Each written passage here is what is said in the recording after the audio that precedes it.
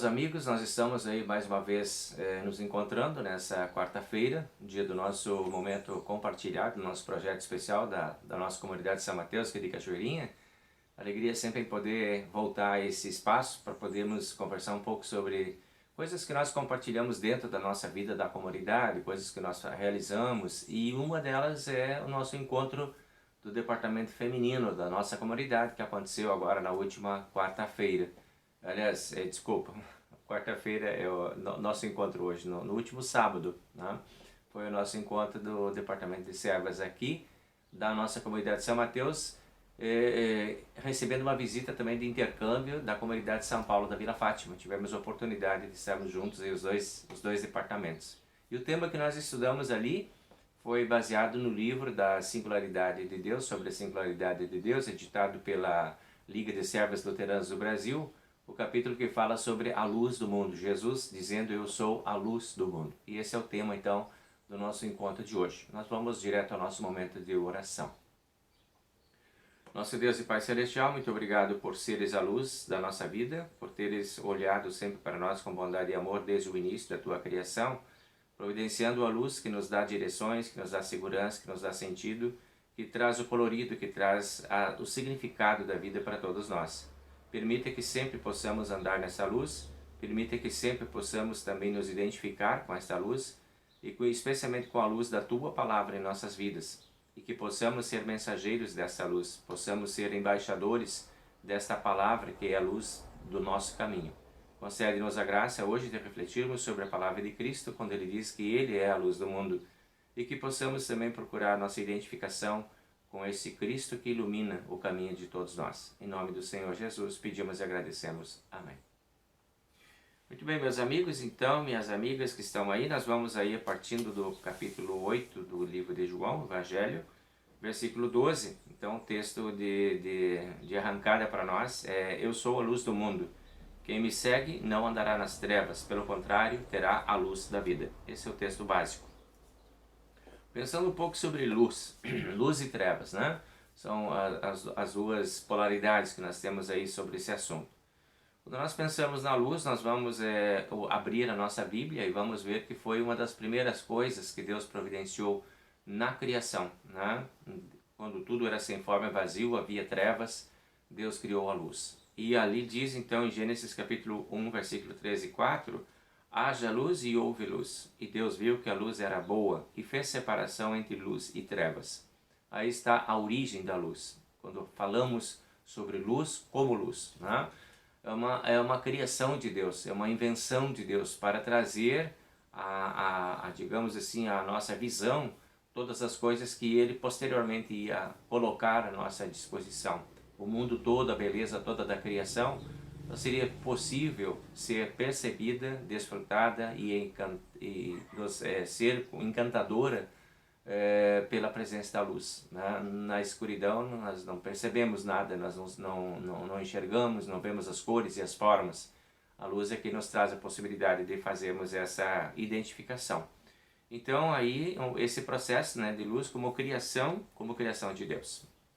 E aí nós percebemos que a luz é boa. Deus também viu, disse que a luz é, e viu Deus que a luz era boa. A luz é boa para nós também. É boa para para aquilo que nós queremos encontrar, né? Procurar o que precisamos. É boa para nós caminharmos. É tão bom quando a gente tem a segurança, né, de um caminho iluminado dentro da nossa própria casa. Muitas vezes que nós conhecemos tão bem, fica difícil de andar no escuro, né? Então, para caminhar, para dar segurança, para evitar acidentes, para garantir orientação, finalidades diversas da luz no caminho. Talvez Deus tenha pensado em todas essas necessidades e toda essa, digamos, projeção da luz em todas essas áreas aí, que tornam para nós tão seguro o nosso caminho, a nossa existência, né? Então, essa é uma das finalidades da luz. Quando nós pensamos em ausência de luz, nós também podemos pensar, por exemplo, em cegueira. É uma experiência que a gente não, pelo menos, né, eu não tenho, né? Essa ideia da cegueira como um espaço de não luz, de ausência da luz, né, pela impossibilidade de enxergar. Dificuldades, desafios, né, necessidades especiais brotam daí, sensibilidades que são desenvolvidas às vezes em outras áreas em decorrência dessa, digamos, incapacidade. Cuidados especiais, tem um aprendizado diferente a partir daí, né, dessa condição existencial. O respeito que precisamos ter em relação a essas pessoas que estão nessa condição, e também a ideia da inclusão, né, de não pensarmos que o mundo é apenas o mundo da luz, daqueles que enxergam, mas existem muitas pessoas que estão privadas dessa condição existencial, alguns por nascimento, alguns por perda, né, não sei o que seria mais complexo da gente avaliar. Enfim, temos essa realidade também e precisamos estar atentos a essa realidade também, de que o mundo não é apenas um mundo para aqueles que têm a visão, que enxergam, que percebem a luz, que identificam a luz. A cegueira tem essa dinâmica também, e é uma dinâmica que precisa ser entendida, respeitada, percebida, precisa ser atendida também aí nas nossas formas de agir e nossas prioridades. Hoje nós vivemos um século, né, que nós podemos dizer, o tempo de hoje, os últimos tempos que nós temos aí, que é o século do brilho, né? Muitas pessoas têm chamado esse tempo um tempo de brilhos especiais, muitas coisas, né? Aí temos aí as gerações, né, que são chamadas às vezes de geração espetáculo, geração show, né? Que são as pessoas e os processos que nós vivemos em que tudo tem que ter glamour, tudo tem que ter brilho, né? As luzes artificiais, elas chamam muita atenção, né? Todos os espaços precisam ser muito coloridos, muito iluminados, os shows, né, que são digamos, projetados com grandes luzes e show de luzes e fogos e fumaças, e, enfim, para chamar a atenção das pessoas. Isso tudo impressiona, esse é o tempo que a gente vive, né? Também nós temos aí uma ascensão muito grande na área da ciência, né, das descobertas, as luzes da ciência que chamam a atenção também das pessoas, as luzes das artes, né, que encantam, que seduzem as pessoas, das técnicas, da cultura. Esse é o tempo que nós vivemos, né? Um florescimento dessa luz, desse brilho, né, que chama a atenção de tantas pessoas. Estamos nesse embalo, né? Nesse embalo desse movimento. Talvez já vivemos tempos no passado que tiveram, ou pelo menos algumas culturas que tiveram essa abordagem, dessa valorização, né, do brilho, mas hoje nós estamos vivendo isso muito claramente, né? Bem perto de nós, essa realidade ela se vê presente dentro aí dos shoppings, dentro aí das casas de shows, dentro aí dos estádios, dentro dos cenários e dos palcos montados para espetáculos, e até dentro das igrejas, né? Existem muitas igrejas que estão seguindo por esse caminho, né? Que não tem mais aquela simplicidade de um altar, de uma cruz, mas que tem que ter um glamour todo de brilho, para impressionar as pessoas ou para cativar as pessoas. Enfim, esse é o tempo que a gente vive, né? Também temos tempos, e estão se misturando hoje dentro do mundo que a gente vive, das trevas. As trevas espirituais estão convivendo com o tempo da luz e do brilho, né? Seja por ignorância e desconhecimento de Deus, para muitas pessoas que não entendem essa presença de Deus, ou não valorizam essa presença de Deus. A Bíblia fala disso como um tempo de trevas, afastamento ou esfriamento espiritual, aqueles que estão desligados da sua espiritualidade, ou aí as mais diferentes formas de trevas, né? As trevas da violência, as trevas do ódio e da intolerância, as trevas do desrespeito e da indiferença, as trevas do egoísmo, e por aí vamos, né, por caminhos de trevas que não são apenas sim de espiritualidade, ou de presença ou de crença em Deus ou não, mas de atitude das pessoas, né? Quanto é difícil de lidar com pessoas que estão cegadas aí pela violência, pessoas que estão cegadas pelo ódio, pela intolerância, e também por essas questões todas relativas à justiça e a respeito ou não das pessoas, né? Tão difícil de lidar com essas realidades, tão complexa, né? Se torna essa realidade. Então esse mundo é um mundo que mistura muito as luzes e as trevas, né? E aí nós vamos para uma outra dinâmica dessas luzes, desse mundo globalizado, né?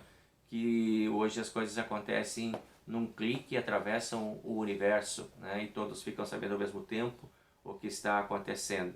Nessa dinâmica, dessa rapidez, dessa instantaneidade, né, que as pessoas vivem, quase tudo em tempo real, as luzes e as trevas circulam junto, né? O progresso que se deseja a qualquer custo, os brilhos pessoais, as luzes particulares, muitas vezes abrem espaço para soberba, para orgulho, para ganância, e as pessoas querem viver dessas vaidades, muitas vezes, né? Então, dentro do mundo todo a gente vê esse movimento, né? De muitos poderes querendo se instituir, se apresentando como alternativa segura de vida. Todo mundo quer brilhar de alguma forma. E esse brilho muitas vezes é imposto aí a nível global para todos, né? Que precisam ou que deveriam de repente se render e reconhecer esses brilhos e essas vaidades pessoais. Esse é o mundo que vivemos. Aí a gente pensa um pouco sobre o preço que isso tudo tem, né? O preço da luz e o preço das trevas. Aí uma pergunta importante para a gente refletir, né? Quanto que a gente gasta para mostrar a luz, se vamos falar em preço, e quanto que a gente gasta para esconder a luz? Às vezes também, né? Porque não queremos que algo seja conhecido, nós desprendemos muita energia, muita força e gastamos muito, né, da nossa energia para esconder aquilo que não queremos que ninguém veja. E por outro lado, quando estamos convictos de boas atitudes, queremos também que as pessoas conheçam isso e ali vamos gastar também tempo e energia. Quanto que a gente gasta? Será que poderíamos chegar assim a um cálculo rápido agora na nossa mente? O esforço é igual para mostrar e para esconder? Ou será que às vezes a gente está fazendo menos esforço para mostrar e mais para esconder? Talvez não, talvez estamos fazendo bem mais esforços para mostrar e menos para esconder. Essa é uma pauta importante para a gente refletir um pouco sobre essa questão também. Falando sobre a luz, nós vamos ver agora alguns textos bíblicos, quando a gente entra na dinâmica agora de Jesus Cristo como luz, quando ele vem se apresentando dentro dessa dinâmica de luz. Agora ele vai pegar essa figura de linguagem para se comunicar conosco, falando sobre ele ser a fonte dessa luz, né? João capítulo 3, versículo 21, nós temos um texto que lá diz assim: mas os que vivem de acordo com a verdade procuram a luz, a fim de que possam ser vistas claramente que as suas ações são feitas de acordo com a vontade de Deus.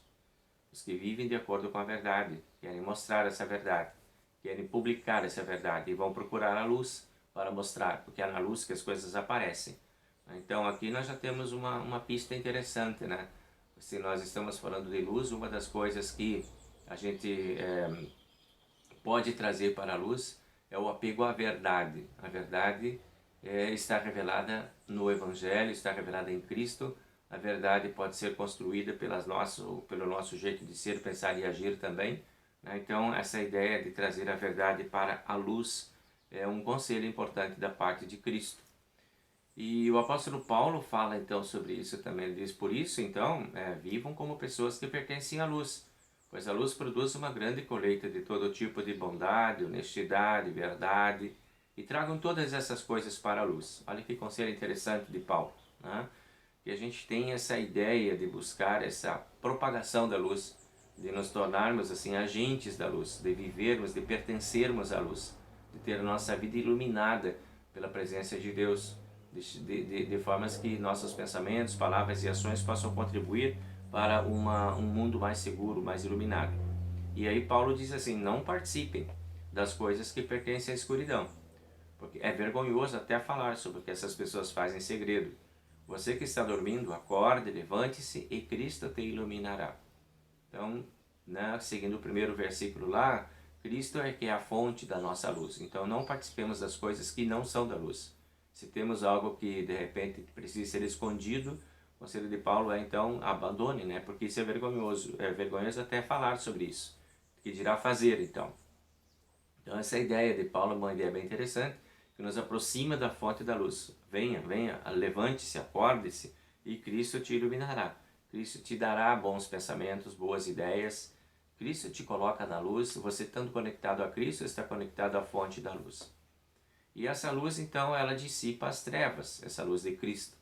Falando então naquela outra realidade de luz e trevas, para desfazer os caminhos das trevas, Jesus diz: eu sou a luz do mundo. Quem me segue não andará nas trevas, pelo contrário, terá a luz da vida. Isso é muito parecido com aquela luz no fim do túnel. Se nós estamos dentro do túnel, nas trevas, na escuridão, nós temos uma luz que se projeta, pela qual nós podemos passar e sair e alcançar então a transformação daquele mundo das trevas, onde as coisas são escondidas, obscuras e às vezes até vergonhosas, para um mundo e uma dinâmica de vida onde não precisamos ter tanto cuidado por tanta vergonha, porque nós estamos, na verdade, estamos no caminho da justiça, do direito, né, e do reconhecimento da importância das pessoas na nossa vida, e temos essa disponibilidade de acolher as pessoas também como Cristo acolhe. Eu sou a luz do mundo, e essa é a luz que nós temos para seguir e para andar então no caminho de uma nova vida.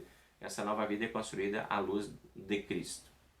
Nós vamos ver que Jesus é uma luz especial dentro do mundo, né? Olhando para as ações de Cristo, olhando para o jeito de ser, ouvindo as palavras dele e as histórias que ele contava e as intervenções dele nas histórias onde ele apareceu, nós vemos que ele estava lá, né, como luz do mundo, ensinando no templo.